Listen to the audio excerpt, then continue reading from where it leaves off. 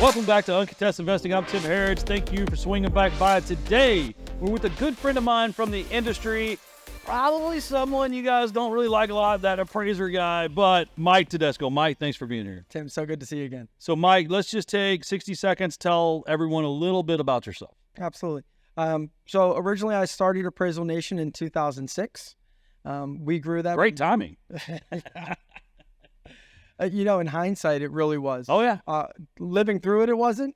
But if you could establish and grow a footprint in that era from 7, 8, 9, 10, I mean, look where we are now. 3,000 lenders use us, and we're the largest private lending valuation company in America. So it did work well for us. I interrupted you to introduce yourself. So 2006, started Appraisal Nation. I'll shut up now. No, we started Appraisal Nation, me and three guys in the attic. We grew it to a couple hundred employees, and we became one of the most well-known brands in private lending. And you're also an entrepreneur? I am. I own 12 businesses.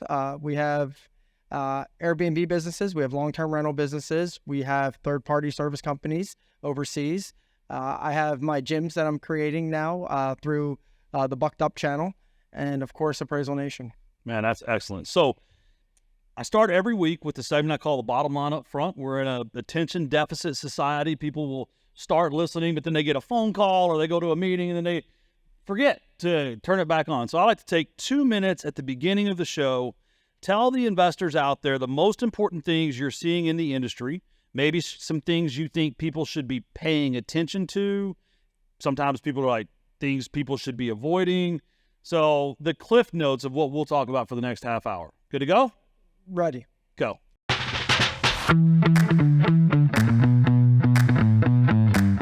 Affordability.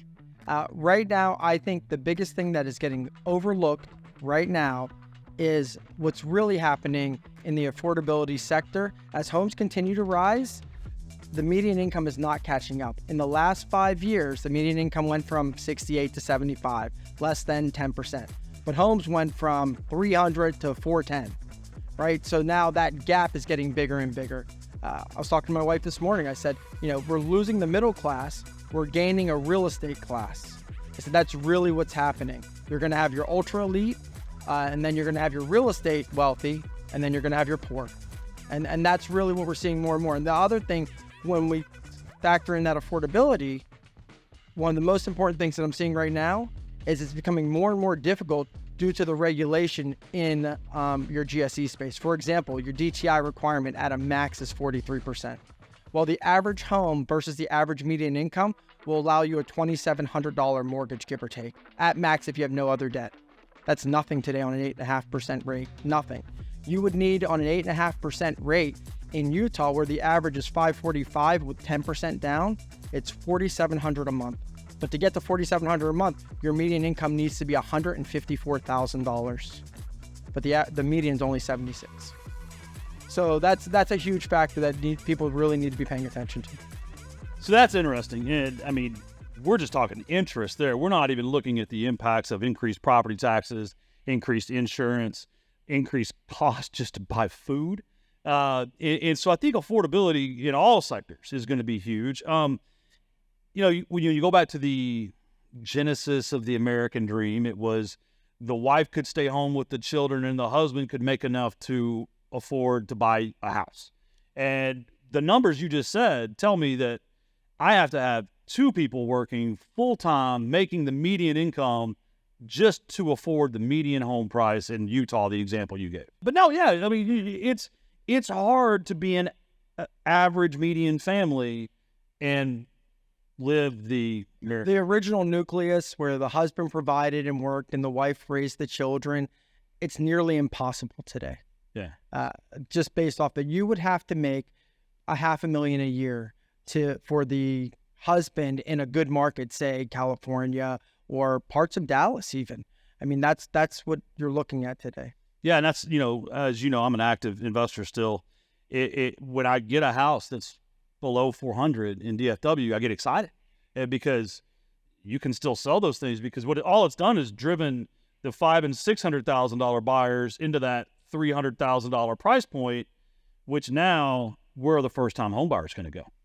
We bought a brand new house I bought a portfolio, I think it was 7 of them.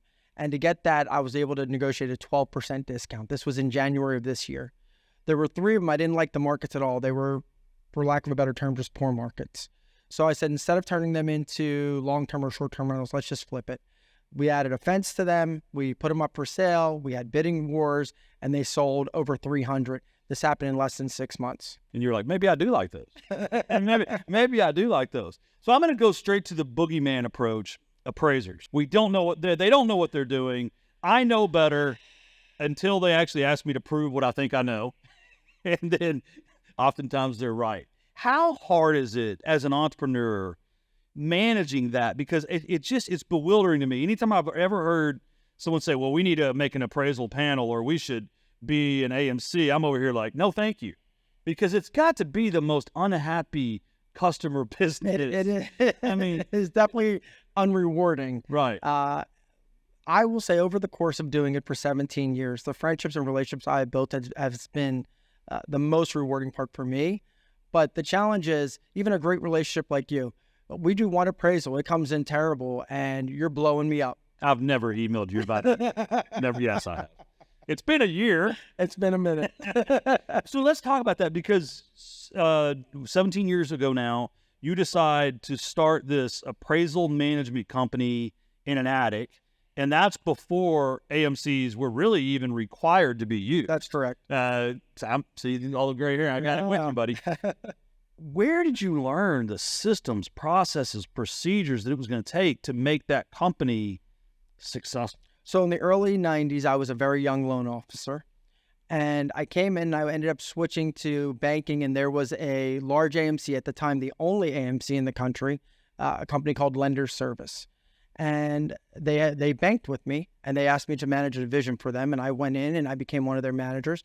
I learned all of what they were doing. And what they were doing, if you were a top 5 lender at the time, which their 5 accounts were Washington Mutual, Wells Fargo, Citi, Chase, and Bank of America.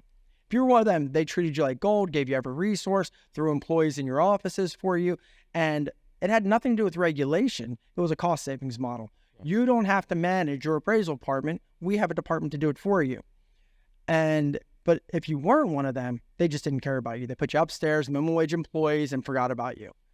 And I remember I looked at who became my partner, and I said, you know, Brian, if we took care of the little guy the way they take care of the big guy, we'd have an amazing company. And we sought out to do exactly that, take care of the little guy. And that's why I think we got so big into private lending. So then you get into private lending, and it's still confusing for a lot of my audience. That means hard money in essence, but we're not supposed to say it.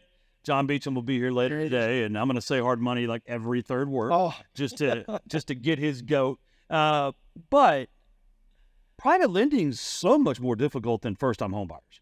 You've got ARVs and repair budgets that are drawn on the back of a napkin, and then you've got vacant houses that don't show well. How did you systematize that? That was a very painstaking process over time. We, in 2009, Jeff Tennyson was running B2R. We remember those. I think that's when we met back then. And we owed you a lot of money at one point in time. You called me. You were like, yeah, could you get someone to pay me? I can't keep taking orders. It was mind-blowing because you were owned by freaking Blackstone. I was sitting in the office in Charlotte, and it was like almost $1 million we owed you. And you were like, dude, I'm you need to go down the hall and talk to someone. Like, anyway, yeah. The best part was they paid it on December 31st at 6:30 p.m.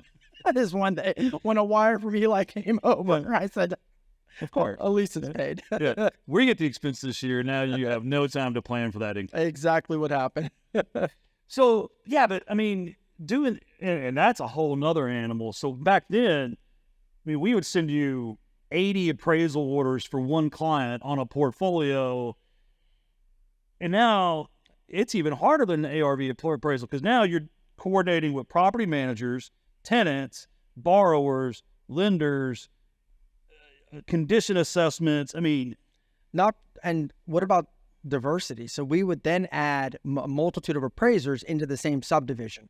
So we want 4 appraisers doing these 100 properties in these same in the same subdivision, and all 4 of them come in at different price points. Right. So now you're seeing them come back, one's 300, one's 350, one's 320. And then you're saying, well, wait, you appraised them all. I mean, well, we have different appraisers. It's all your fault, Yeah, really. always. I mean, but hey, after 17 years, you're still able to show your face in public, so you must have figured something out, right? Bodyguards. But no, I mean, like, so were you a mechanical engineer? Really and truly, how many appraisals will Appraisal Nation process this year? This year will be our slowest year in the last 5 years. This is like Thank you, Joe. 100,000, 20,000. You don't say. We will be under 100,000 for the first time in years. Well, and everybody is. I mean, everything's going down in the wrong direction, but still. In our height, we were doing 30,000 appraisals a month. Okay, so to do over 1 million appraisals, that's not 1 million, Tim. That's 350,000. So to do 350,000, over 250,000 appraisals in a year, how do you manage that? Is it technology? Is it people? Is it leadership? Is it culture? What's your secret sauce? So everything you mentioned is part of that, but without question, it's relationships. How we handle the relationship with our clients, with our vendors, with our staff, that's really the ultimate end-all, be-all. So was that you? Was that the other partner? Like, I think it starts with me. You know, I'm going to take responsibility for the good and the bad, and it definitely starts with me. And then how we delegate that through our teams, how we make sure our leaders are in place to make sure that they represent correctly was probably of the utmost importance to me. So you start out as a banker, a lender, then you become a division manager, then you start your own company. What got you into gyms and owning Airbnbs, short-term rentals? I love real estate. I mean, I've really fallen in love with real estate. I think to be in this space, and I know you love real estate too. You have to. Yeah. Yeah, you have to. And, I'd see everyone creating, and I wanted the opportunity to. And there was a group that I have a small equity share in called the Power Room. Yeah. And it's a bunch of us CEOs who get together in a big think tank and figure out how to grow. And in that, we had Jeff and Ryan Gardner, who own Bucked Up. Supplement company did $700 million last year, on pace for $1 billion this year. They came out and they said what they were doing, and I just blurted out in this group. I said, you guys should have gyms. I said, you already got an amazing brand. Let's put some gyms behind it. And he said, you want to start it? He said, you know markets? And I said, I do know markets. And we were off with gyms. So that was something. I love to be diversified. So that was something that was completely different and very diverse. And it's been a phenomenal ride so far with that. The Airbnb was just a natural extension of real estate. And I found a better opportunity in the short-term rentals than I do in the long-term rentals. Now, my wife may not feel the same. She manages a lot of those for us.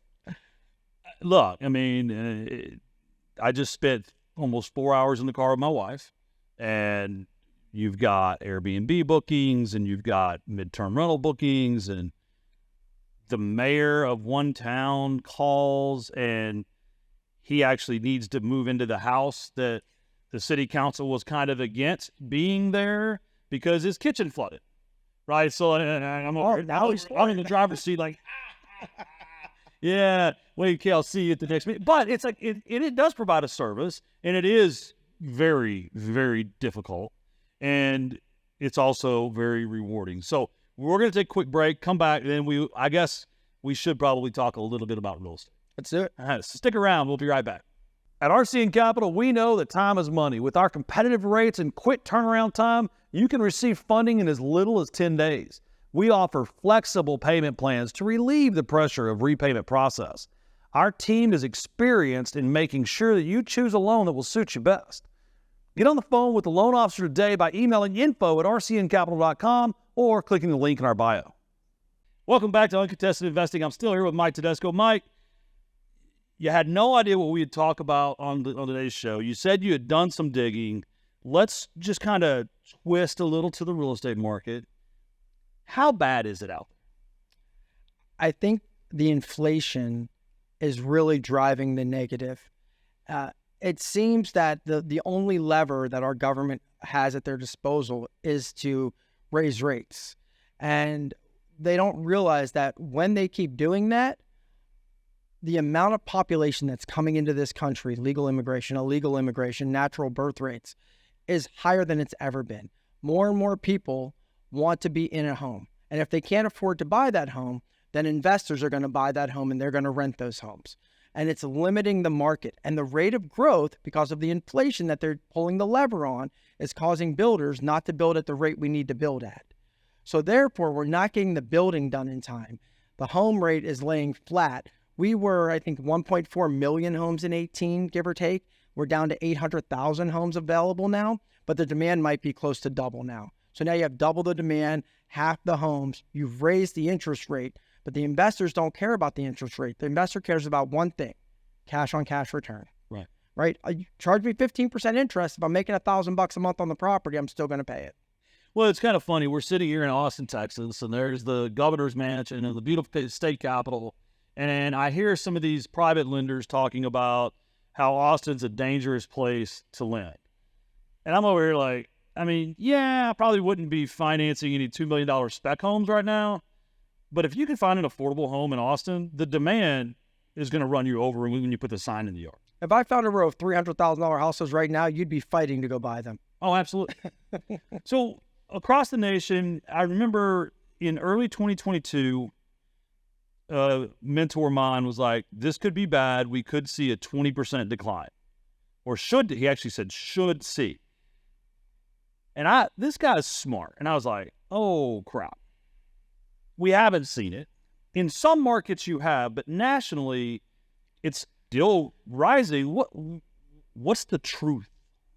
So because we have so much national data, we talked about the volume Appraisal Nation has. One of the biggest things that we get to do with that is to look at individual markets. And by really identifying the individual markets, and I'll try to not be political here, you can see that many blue states, if not all, have slight declines. Almost every red state is on the increase. And nationally, there's a national increase in property right now. And again, that's driven by a lot of investors buying the properties, not enough properties to go around, the scarcity of it, and it's causing prices to still increase. In North Carolina, where I live, we're probably going to see a 6% increase this year. But that's an increase in the median. Are you seeing more expensive houses kind of come down, but the cheaper houses are still going up to where it offsets? Personal example, December of 18, I purchased a home, $1,006,000. We just sold that home last month for $2 million. 4.5 years, it was nearly a 100% increase. Right. In 4.5 years. Right. That's what we're seeing. Yeah, but I saw, spit it out, Tim. I saw some stats. It was kind of like the Mountain West region and the Bay Area and Denver, and then you kind of carve the Midwest out. Is it regional? Is it local? Is it state? Looking at the data you've looked at, if the investor out there, maybe they're in San Francisco, not a great place to buy property right now. How would they pick another market? Do they look for states, towns? I mean, I would be happy to speak with any investor regarding individual markets because we have so much individual market data that I could share. I would always say, especially when we talk about short-term rentals, it's extremely market specific. Right. We have properties in the Smoky Mountains, Sevierville, Gatlinburg. I love that market. Number one most visited national park in America. So great market. But if you try to do an Airbnb in other parts of Tennessee right now, maybe Memphis, not so great. Although Nashville was doing extremely well in their Airbnbs and their rates are still increasing, they went from practically 100% occupancy rate, which is the most important factor on your short-term rentals. And I think they're down to in the 80s now, still doing well. But those are trends you have to look at. It's very market specific. I think, speaking on the short-term rental thing, what I heard you just say is the markets that are vacation rentals, areas where people have an incentive to travel with their family and want to be in a home, that short-term rental strategy is still very good. But some of these, we saw it during the post-pandemic year or two, where it's the random short-term rental in the middle of a Fox and Jacobs block in Mesquite, Texas. It's kind of like, I don't know. I mean, do people really want to come stay there like by the night? I mean, that's where I'm seeing the big vacancy rates. I would agree, because it used to be, hey, me and a couple buddies can go spend the weekend there, and now it's let's skip that weekend because times are tougher. So I am seeing that. But I will say there's plenty of Las Vegas markets and other markets where it may not be family friendly, and they're still packing them in. Oh, yeah. I got a request this morning, actually, something Allison will love. I mean, there's 3 guys that randomly inquire about staying for a week and want to move in today. It's kind of like, yeah, I don't think so. We're going to pass on that one. We have a property, and I only know this because it's her favorite property, my wife. It's in a little town called Sanford. It is an hour southwest of Raleigh. There's nothing there. It's very country, very rural. We can't get this thing unoccupied. We couldn't go in to fix something if we wanted to. It's constantly booked. So there are markets you find that for whatever idiosyncrasies in that market, that's close to Fort Bragg or it's on a golf course, that they do stay booked. Well, yeah. So that's another thing. So those markets, I would imagine, there's not a lot of hotels, right? Like there may be a small motel, but if I'm traveling there, I'm not getting Jennifer to stay at that place, right? Like if I look at and find your nice, well-appointed Airbnb property that looks like a clean, operative word, safe place. Beautiful. Has a hot tub. Has everything you need. Hot tub. Do you get more money for that? Always. Yeah? Yeah. We were at the state fair last week, and Jennifer's like, we're buying a hot tub for the house over on Kernoodle. And I was like, I don't know. You know what you see? Spend the $6,000 to $8,000, throw it in, and maybe not necessarily dollar for dollar seeing an extra $20 per night, but what you're seeing is your bookings are exponentially going up because they're competing with the ones without it. And someone says, I'd rather stay there with a hot tub for the same price. So now your occupancy goes up. I love it. All right. Appraisal data. Flippers can't make money. True or false? False. Why? It's very market driven. So, but I'm hearing, like, I go to these masterminds and it's, our flips aren't performing, prices are going down, buyers are too picky. Well, we could talk about inflation and how the cost of everything's going up. One of the biggest costs going up right now are the costs of your contractors. We don't talk a lot about that, but the contracting costs are, especially depending on what it is, to step back just for a quick moment. Plumbers, electricians, carpenters, these are such highly skilled jobs that for whatever reason over the last 20 years, we've told students, don't go into these fields, don't do this job, right? You want to go to college, you want to be a lawyer or a doctor. Well, that's great. Now we have a bunch of unemployed lawyers and doctors, and we have no skilled jobs, and they've raised the price of all of these who are doing that. You and I had talked about this at one of the conferences. I mean, I have a 22-year-old son. Yep. And other than the plunger, there is no plumbing he can do at the house. Like, if I asked him to change a faucet or tighten the screw on the handle, I mean, I got to get on TaskRabbit and get someone to go over to his apartment for it. Or I have to, and I'm not doing it. Right. So, yeah, I mean, we've got a generation of, I won't say young men, but young people that, hey, it's job security for the distressed real estate space, because even if these people do buy a house, they're not going to be able to take care of it. It makes it challenging for sure, because there are so many who have just been taught that those positions, which are so important to society, are just not as worthwhile as they truly are. And now what you found, a truck driver's average starting pay is $110,000, $120,000 a year. Because teachers make 60. Exactly. Which is in a good market. Starting teachers are still making 40 in some places. The balance is coming, and I think in your bottom line up front, you said it really well. It's, if you own real estate, you're going to be part of that class of people that own it, because especially more than one.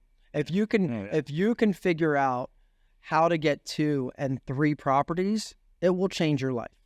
It will literally, the single homeowner who goes to, even I have 2 long-term investment properties, in 10 years from now, they'll be part of what I'm calling the real estate class, right? It's not this ultra wealthy class, but it's a very well-off class. And then the next class, that middle class, is so small now and bleeds into the poor.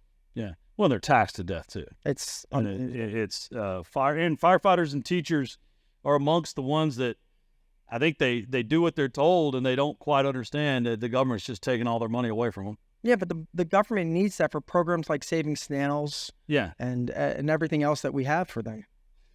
That's the new title of this episode, Save the Snails.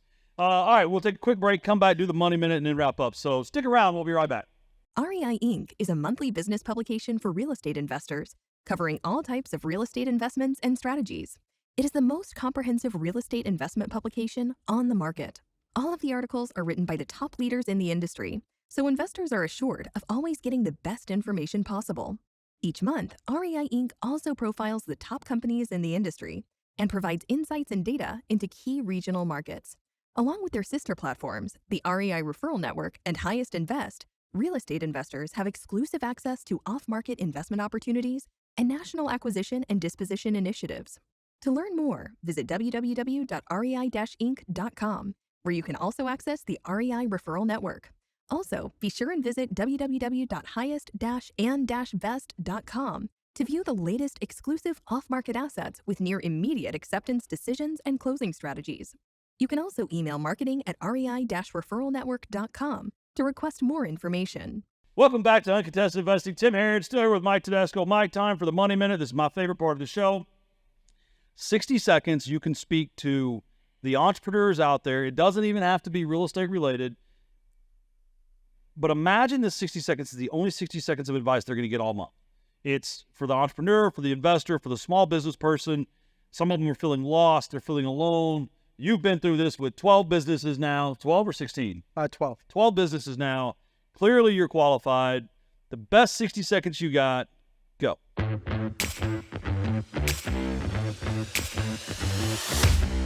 I would say if there was only one key factor, and we've touched on real estate over and over, and I know that we're saying as an entrepreneur it can be anything, but to me, figure out how to get real estate today and stop listening to the people who say, oh, it's going down, or I'm going to sit on the sidelines, or I'm going to wait, because you're going to wait yourself out because the property is still going up and it's not going to stop anytime soon. We've talked about the population going up. We've talked about all these other factors that are driving real estate. Buying real estate today is always better than buying real estate tomorrow. And there are so many programs out there for everybody. I mean, Bank of America has a program for African American and Latino buyers only. And there are programs for everybody out there, and you should look for those programs, ask people for help for those programs. There are low down payment programs. I highly recommend getting into real estate and getting more than one as quick as you can.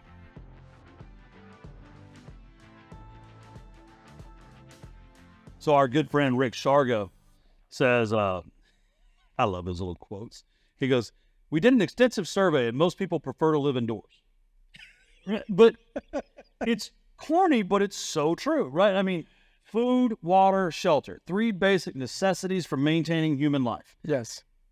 If you want to talk about corporations owning something, it's the food and the water, right? I mean, because if you want to get into farming right now, that's a massive corporation play. If you want to get into water production, I don't even know how you do that. I mean, I guess you have to like own Ozarka or something like that's massive corporation. But real estate is still small and tangible and local. And like you said, you can start with one for now. Very good point. Education. You said get out there, educate yourself, find something, research it. How, after 9/11, you joined the Air Force. Thank you for your service. Thank you. You started an AMC after seeing that happen. You made it through the Great Recession. Then you start servicing the private lending industry, which didn't exist really until, we started B2R in 2013. And Lord, you look how much has come in 10 years. How have you gone about educating yourself and expanding not only your knowledge, but maybe what you're willing to pursue or take interest in? Mentorship's important. Finding the right contacts. Jeff Tennyson, John Hornick.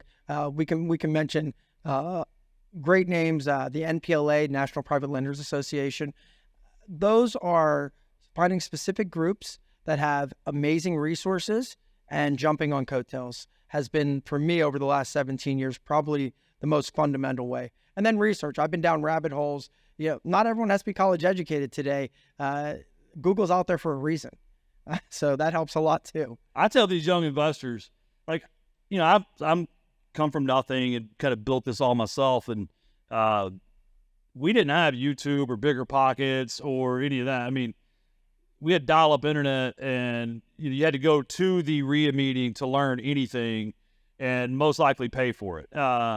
I tell all the young investors, like, man, I would have been so dangerous if I had these resources in my first 10 years. I would think the biggest thing to do now, we watch people spend $10 on a latte, but they won't spend $10 to download a investment report. So to me, invest in yourself is probably the most important thing that you can do.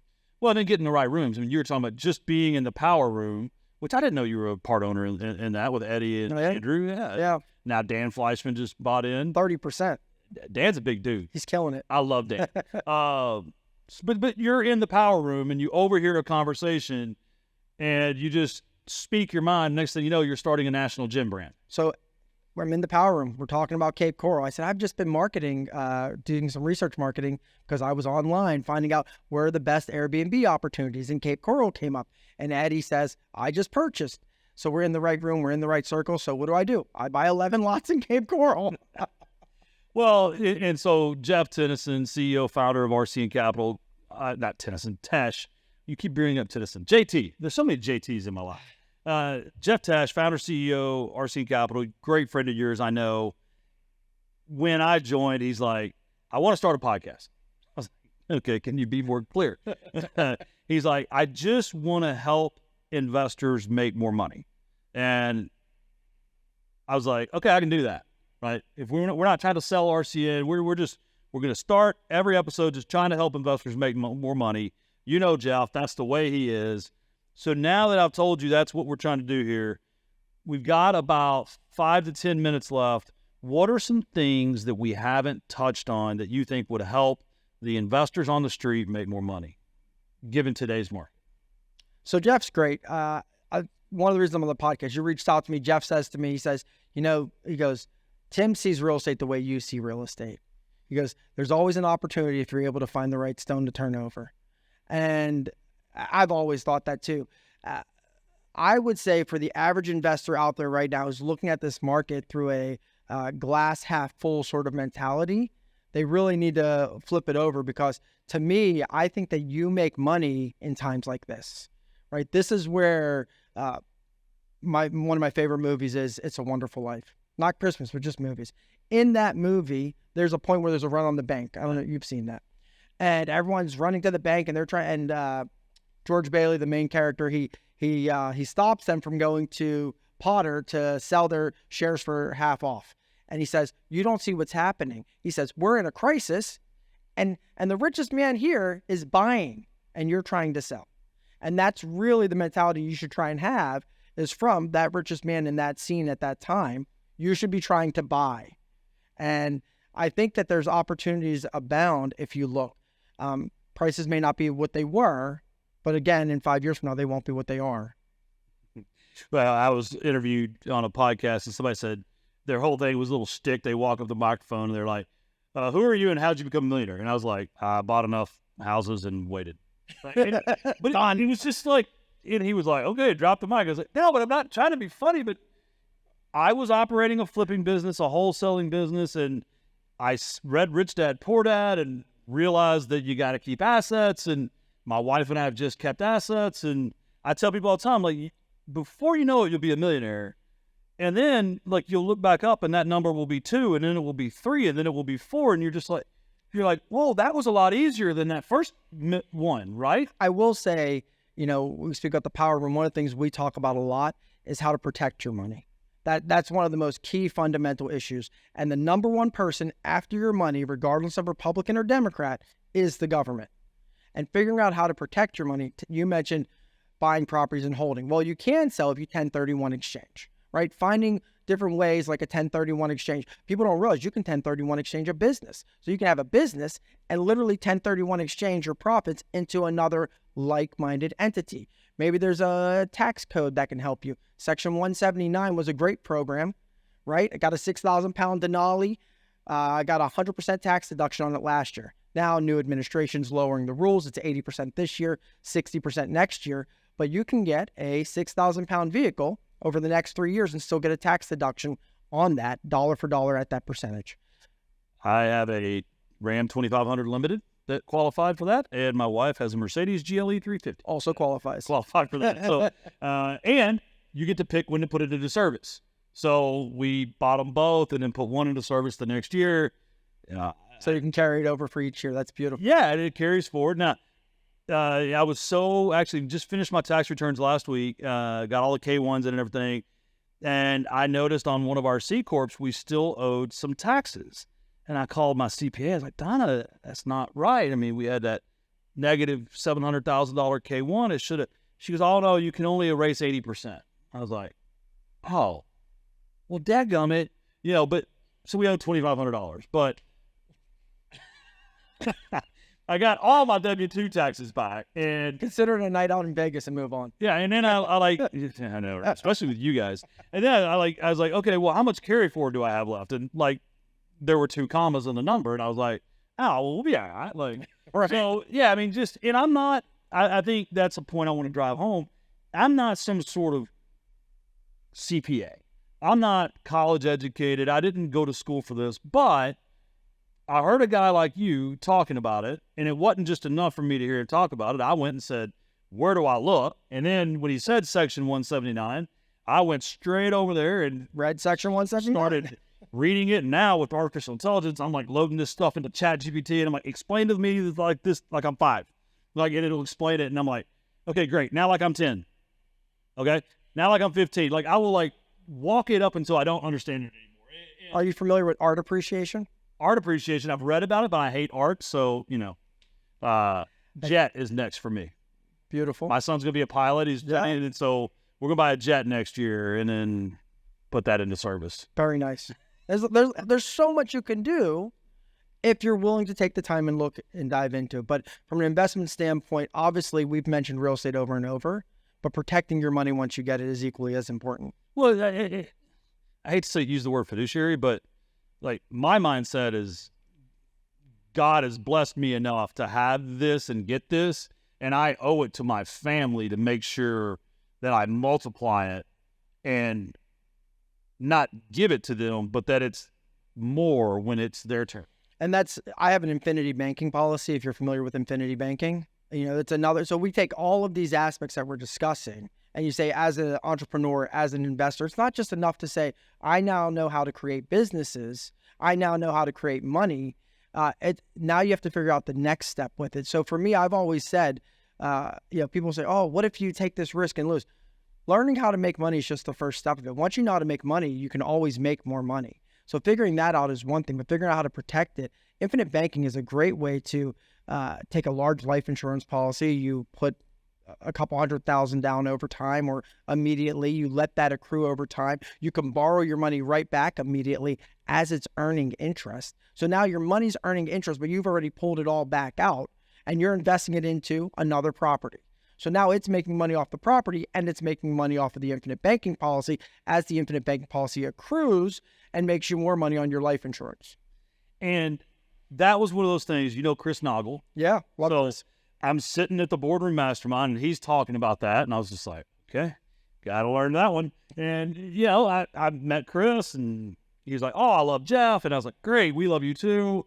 Which policy is the best? And he's like, just text me and I'll tell you what it is. I was like, got it.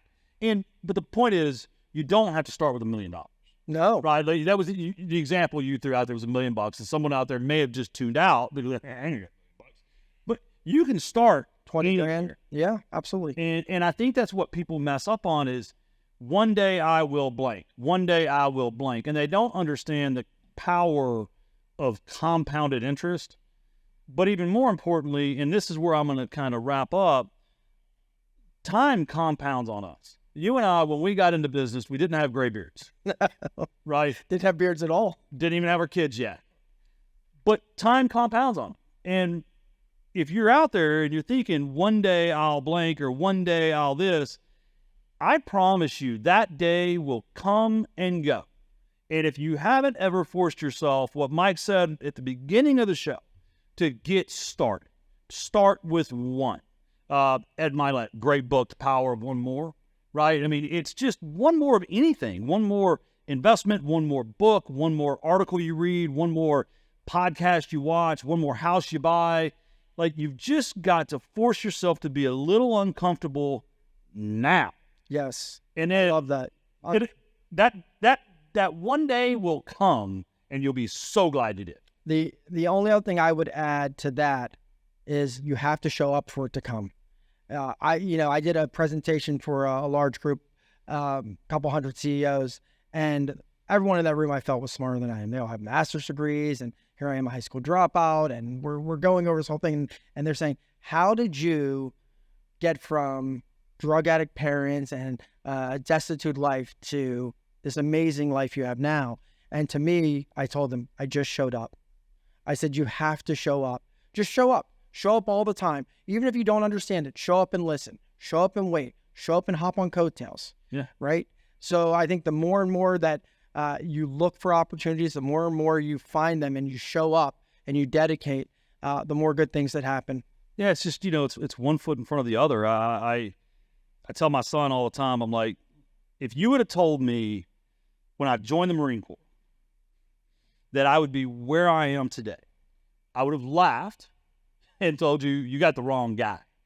You mean I'm going to be running a boardroom in New York City with her Blackstone? Not this redneck, right? If you'd have told me that I'd be interviewing a guy like you that owns 12 businesses and I'd feel like your peer, I'd be like, not this guy. I wanted to I was going to retire at 38, get a pension, and then go be a cop. Right? Like, that was my idea of a safe, secure life that got me away from the family problems I had. But it's just that you got to get started on the journey. You got to show up, take the next step, understand that roadmap in front of you is going to have some detours that no one even knows yet. You didn't plan for the Great Recession. No. But you just started at AMC. And if you guys don't know this, if you weren't in knee deep in it the way I was back then, that's when part of the problem was people had their pocket appraisers before the Great Recession, and they were driving the values very fraudulently. And so out of the Great Recession, did Dodd-Frank create where the AMCs had to be used yet? So out of the Dodd-Frank Act, it made it where lenders had to use AMCs. That way they couldn't influence. AMC is an appraisal management company, corporation, conglomerate? Company. I had to make sure I said it right.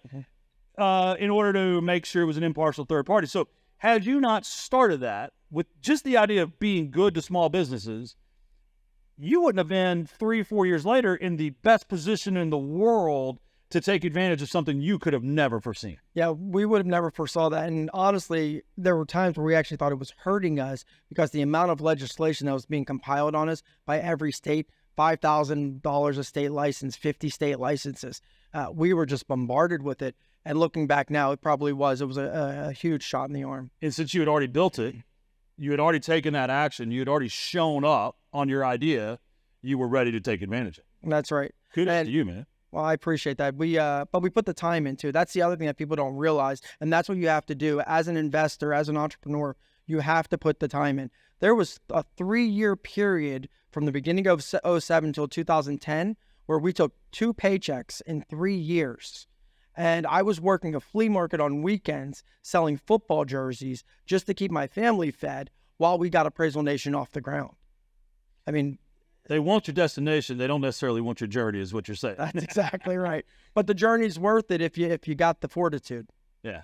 Well, man, I appreciate you being here. We're going to run out of time in a sec. Any parting thoughts or parting shots? This has been great. Thank you for having me. I love always spending time with you, Tim. I just say if anyone has any questions, personal or otherwise, and I can help anyone, I'm always here for someone. Happy to give my contact information.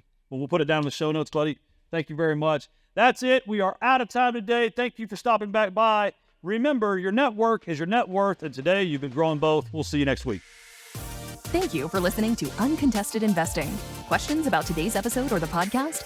Email podcast@rcncapital.com and make sure to follow REI Inc. magazine on LinkedIn and Facebook and RCN Capital on Instagram, LinkedIn, and Facebook. See you all next time.